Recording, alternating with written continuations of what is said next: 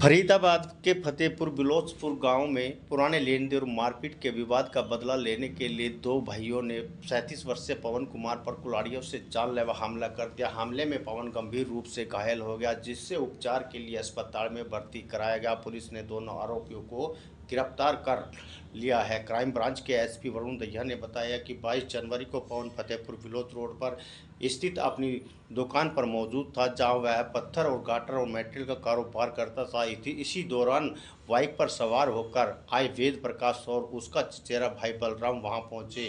अचानक पवन पर कुल्हाड़ियों से जानलेवा हमला कर दिया। हमले में पवन कुमार लहूलुहान होकर जमीन पर गिर पड़ा।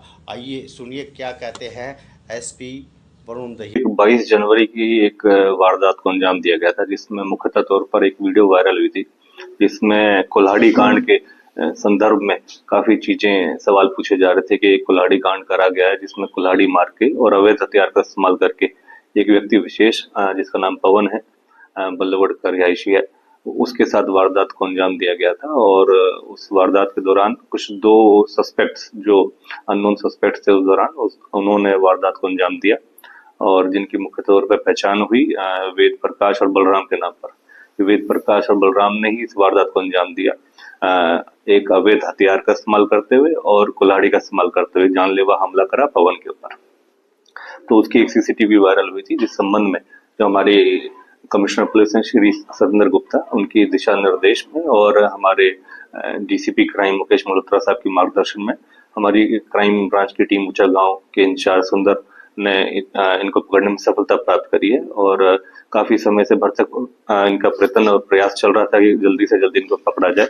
तो जो इंचार्ज सुंदर हैं, उनकी टीम ने इनको पकड़ने में सफलता प्राप्त करी है। सर, किस लिए इस वारदात को अंजाम दिया गया था? क्या पुरानी रंजिश थी या किस? देखिए, मुख्यतः इन पर जो आपराधिक पृष्ठभूमि और इस तरीके की जो वारदात का जो उसमें क्रम था, वो ये था कि जो वेद प्रकाश और बलराम है, काफी कुछ समय पहले पवन के पास ही काम करते थे उसकी शॉप के ऊपर। पवन का गाटा टुकड़ी का और मटेरियल सप्लाई का जो काम है, तो काफी समय इन्होंने ट्रैक्टर वगैरह चलाया और एज ए लेबर और इस तरीके से जो वहां पर असिस्टेंट के तौर पर काम करा पवन की शॉप के ऊपर। और कुछ पैसे के लेन देन के एवज में इनकी आपसी विवाद हुआ और कुछ लगभग 2025 के अंदर ही पवन, जो बताया जा रहा है कि पवन ने जो इसके बलराम के साथ मार पिटाई करी, जिसमें काफी बलराम चोटिल हो गया था।